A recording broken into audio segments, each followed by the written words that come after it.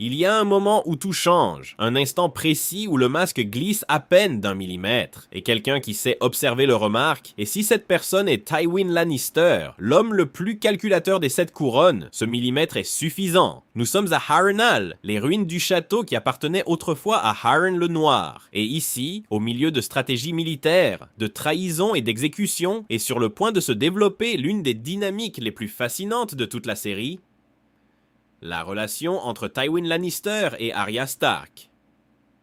Pensa ça. Arya a 11 ans, Tywin en a 57. Il est la figure la plus puissante de la maison Lannister, et peut-être de toutes les 7 couronnes, elle est l'une des 2 filles de la maison Stark, la même famille qui mène le camp adverse dans la guerre des 5 rois, et pourtant, contre toute logique, contre toute attente, ces deux-là apprécient genuinement leur conversation. Comment en sommes-nous arrivés là? Comment est-il possible que le plus grand ennemi des Stark ait une Stark à lui servir du vin sans le savoir? Et plus important encore, pourquoi Tywin, un homme qui ne tolère ni l'incompétence ni la médiocrité, permet-il à cette fillette de rester si près de lui?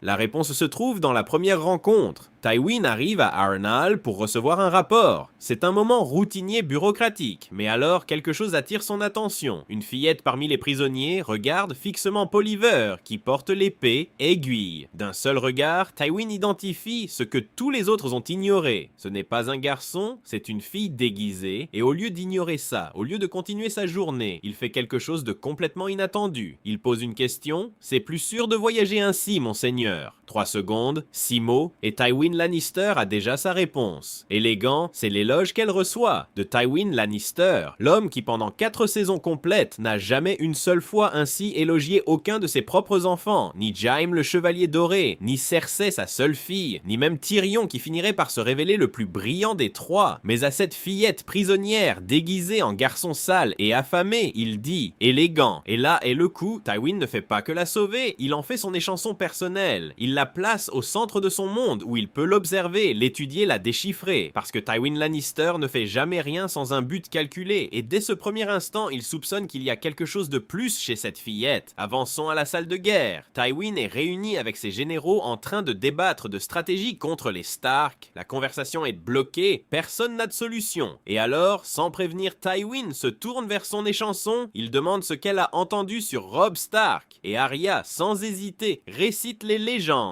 Le jeune loup, l'homme qui se transforme en loup, le guerrier immortel. N'importe qui peut mourir. Et voilà de nouveau cette clarté, cette intelligence qui coupe à travers la mythologie et va droit au cœur. Tywin montre sa satisfaction, parce que cette réponse n'est pas seulement correcte, elle est stratégique. C'est la mentalité de quelqu'un qui comprend la guerre, non pas comme un spectacle, mais comme une réalité, et cela devient une autre pièce dans la construction d'une image que Tywin assemble lentement dans son esprit. Cette fillette n'est pas une servante ordinaire. Maintenant, nous arrivons au cœur de tout, la conversation qui révèle plus sur les 2 personnages que n'importe quelle bataille ou trahison. La scène commence après que Tywin ordonne à la montagne de trouver le traître qui a tué l'un de ses généraux, un homme assassiné à la demande d'Arya, bien que Tywin ne le sache pas. Si nous ne connaissions pas déjà le caractère de Tywin, nous pourrions penser que c'est de la spontanéité, un moment de détente où il décide d'être aimable avec un serviteur. Mais c'est Tywin Lannister, l'homme qui a dépecé un cerf tout en discutant de stratégie avec Jaime. Pour lui, il n'y a aucun mouvement qui ne soit pas soigneusement calculé. As-tu faim? Sonne comme une question, mais c'est un ordre déguisé en invitation. Et quand Arya essaie de le refuser, Tywin passe immédiatement au mode que nous connaissons tous, ce segment entier démontre une chose. Tywin avait déjà un plan pour cette conversation. Demander à Arya si elle avait faim était simplement la façon d'initier ce plan, et ce qui suit est une leçon magistrale d'interrogatoire, déguisée en bavardage décontracté. Quand Arya s'assoit, Tywin lui offre un couteau. Il l'observe attentivement, et alors il lâche le piège. Ça semble un commentaire innocent, une observation sur sa physique, mais regarde la réponse d'Arya. J'en mange beaucoup, et voilà, la confirmation dont Tywin avait besoin avec seulement 3 mots, Arya vient de révéler qu'elle vient d'une famille noble. Parce qu'une personne ordinaire dirait qu'elle n'avait jamais mangé un repas aussi délicieux. Quelqu'un d'une famille aisée dirait qu'elle en avait goûté quelques fois, mais seul quelqu'un habitué à bien manger quelqu'un de noble naissance répondrait avec ce naturel. J'en mange beaucoup, Tywin le sait, et tu peux voir la satisfaction dans son attitude. Le piège a fonctionné, son échanson n'est pas du peuple commun, il est noble, et maintenant il a besoin d'en savoir plus, il l'avait déjà confirmé avant, il sait qu'elle vient du nord, il sait qu'elle est noble, et maintenant il assemble le puzzle. Tywin introduit le sujet de la guerre, et alors Arya fait quelque chose qui surprend même un homme comme lui. La question semble interrompre le fil de pensée de Tywin. Elle est directe, elle est intelligente, et elle est absolument naturelle pour quelqu'un dont le frère, dont la famille entière est en guerre contre cet homme. Parce que si Tywin n'a jamais perdu, c'est une mauvaise nouvelle pour les Stark. Mais s'il a perdu avant, savoir dans quelle bataille, sous quelles circonstances serait une information inestimable. C'est une question qui surgit de façon organique, mais qui démontre aussi la capacité intellectuelle d'Arya. La réponse de Tywin révèle sa confiance absolue, et ce n'est pas de l'arrogance vide. C'est un fait. Tywin a participé à 2 guerres importantes avant celle-ci. La guerre des rois du Sous sous le roi Aerys de Targaryen, et la rébellion de la maison Raine et de la maison Tarbeck. Tywin a dirigé une armée qui a complètement anéanti la maison Raine, les a ensevelis sous les mines de Castamere, a créé une chanson qui est devenue le symbole du pouvoir Lannister, les pluies de Castamere, un avertissement sous forme de mélodie. Et alors nous arrivons au vrai cœur de l'obsession de Tywin. Héritage, c'est le mot-clé, c'est l'obsession qui définit chaque mouvement de Tywin Lannister. Pendant que ses généraux voient une guerre, lui voit bien plus, il voit comment l'histoire se souviendra de lui, il voit le nom Lannister gravé dans les livres pendant 1000 ans. Et voilà ce qui est extraordinaire. Tywin discute de ça avec un serviteur, avec une fillette de 11 ans, c'est complètement inhabituel pour quelqu'un de sa position, il ne montre pas ça à ses enfants, il ne le partage pas avec ses généraux, mais pour une raison il le partage avec Arya. Pourquoi? Parce qu'elle l'écoute vraiment, parce qu'elle n'a pas d'agenda propre, ou du moins Tywin croit qu'elle n'en a pas, et parce qu'à un niveau profond, Tywin reconnaît en elle quelque chose qu'il n'a jamais trouvé chez ses propres enfants, une compréhension genuinement réelle. Et alors Tywin fait quelque chose de révélateur, il parle de Harrenhal. La façon dont Tywin décrit les ruines de Harrenhal révèle une peur profonde. Il craint d'être oublié comme Harren le Noir, il craint que tout ce qu'il construise finisse comme ces pierres brisées, parce que quand les gens pensent à Harren, ils ne se souviennent pas de sa grandeur, ils se souviennent de sa chute, ils se souviennent de comment les dragons Targaryens ont transformé la forteresse la plus imposante de Westeros en cendres. Voilà, le véritable objectif de Tywin. Il ne veut pas seulement gagner, il veut être rappelé comme Aegon Targaryen, il veut que son nom résonne pendant des siècles, et tout ce qu'il fait, chaque mouvement calculé, chaque alliance forgée, chaque ennemi détruit, est pour assurer cet héritage. Mais sous la surface de l'héritage familial, il y a quelque chose de plus sombre. Tywin veut une gloire éternelle, il veut être le protagoniste de l'histoire. Et pour y parvenir, il est prêt à sacrifier ses propres enfants, à les utiliser comme outils. Cersei, Jaime, Tyrion, aucun d'eux n'existe comme personne. Indépendantes dans l'esprit de Tywin, ils sont des pièces, des extensions de sa volonté, des instruments pour construire l'héritage Lannister, qui en réalité n'est que l'héritage de Tywin. Et alors, la conversation prend un tournant inattendu. Avec cette déclaration, Tywin démontre quelque chose que nous avons vu depuis la première scène où il est apparu. Sa subtilité, quand il dépequait un cerf tout en parlant avec Jaime, quand il organisait les chaises pour le conseil restreint, quand il interrogeait Tyrion sur Myrcella. Tywin observe tout, il remarque chaque détail, même des personnes les moins importantes. Cersei, la seule fille de la maison Lannister, est celle qui a la personnalité la plus similaire à Tywin. Ambition, cruauté, égoïsme. Cersei a hérité de ses traits, mais ce que Tywin reconnaît en Arya, ce n'est pas seulement ça, c'est l'intelligence, la capacité de se démarquer, d'être différente. Tywin n'élogie jamais Cersei, il la critique constamment, mais son commentaire à Arya révèle ce qu'il pense vraiment, que sa fille est intelligente et spéciale. Seulement, il ne le lui dira jamais, parce que Tywin est un père autoritaire qui reconnaît presque jamais la capacité de ses enfants. Pourquoi? Parce qu'au fond, Tywin se considère toujours comme le numéro 1. Tant qu'il vit, personne n'est plus capable que lui, pas même son propre sang. Tywin se souvient de ce détail dans un épisode précédent quand Arya lui avait apporté un livre.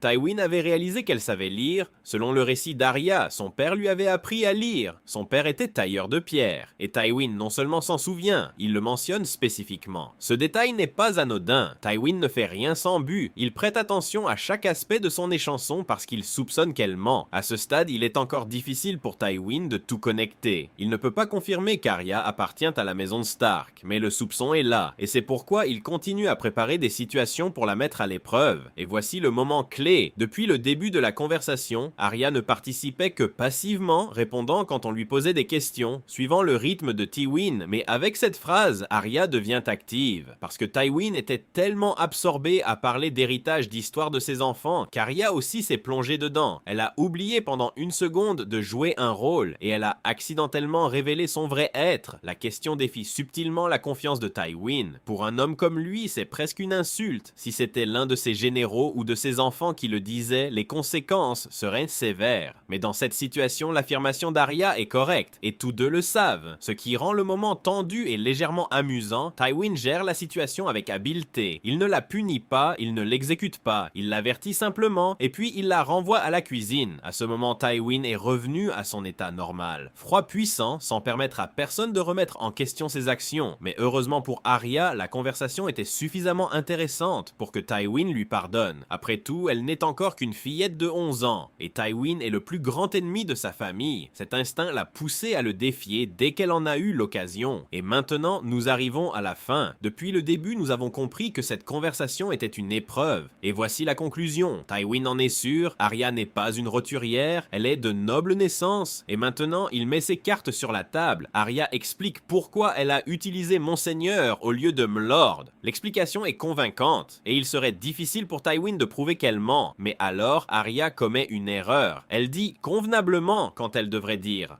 convenable. C'est un détail grammatical minime, mais il révèle tout, parce que seul quelqu'un avec une éducation aristocratique se corrige la grammaire de cette façon, quelqu'un habitué à parler comme un noble. Tywin le remarque, bien sûr qu'il le remarque, mais même avec toutes ces observations, avec toutes les preuves, avec toutes les cartes sur la table, il ne peut pas résoudre ce dernier 1%. Il ne peut pas être complètement certain, et ainsi ça se termine après toutes les questions. Après tous les pièges, Tywin ne peut pas arriver à une conclusion définitive. D'un autre côté, Arya, avec de l'improvisation et un peu de chance, a réussi l'épreuve de l'homme le plus intelligent de Westeros. Et l'expérience qu'elle acquiert ici, en servant des chansons à Tywin, l'aide à mûrir intellectuellement. Elle lui apprend à voir à l'intérieur de l'âme des gens, à comprendre les motivations, à détecter les mensonges, des compétences qu'elle utilisera dans son chemin ultérieur. Alors résumons cette conversation. Nous venons de parcourir l'une des dynamiques les plus iconique de toute la série, à travers les ruines de Harrenhal, l'histoire de Aron le Noir. La légende d'Aegon Targaryen, Tywin, a révélé que sous son obsession pour l'héritage familial se cache quelque chose de plus profond, son ambition de graver son nom dans l'histoire. Cette ambition a guidé toutes ses décisions, chaque alliance, chaque trahison, même les noces pourpres, tout conçu pour s'assurer que le nom Tywin Lannister résonne pendant des siècles. Et c'est vraiment dommage de dire au revoir à Tywin à la fin de la 4e saison, mais sa mort est aussi la conséquence naturelle des décisions qu'il a prises, parce qu'au final, l'homme qui a tout construit sur l'héritage familial est mort des mains de son propre fils, dans un bain, sans dignité, sans grandeur. L'héritage qu'il craignait tant de perdre s'est évanoui en un instant, parce que Tywin comprenait le pouvoir, il comprenait la stratégie, il comprenait la guerre, mais il n'a jamais compris les personnes les plus proches de lui. Il n'a jamais vu ses enfants comme des humains, seulement comme des outils, et cette cécité l'a tué, pendant que cette fillette de 11 ans, cette échanson qui lui a menti en face, qui a survécu à ses épreuves, qui a appris en l'observant, elle a continué à grandir, elle a continué à devenir quelque chose que même Tywin n'aurait pu prédire, parce qu'au final, Arya Stark n'avait pas besoin d'héritage, elle n'avait pas besoin de nom de famille, ni de chanson, elle avait juste besoin de survivre, et cette différence a tout changé. Si cette analyse t'a captivé, abonne-toi à la chaîne, parce que chaque semaine, nous décortiquons les scènes les plus complexes de tes séries préférées. Ne te contente pas de ce que tu vois à l'écran. Comprends les couches psychologiques qui rendent ces histoires inoubliables. On se retrouve dans la prochaine analyse.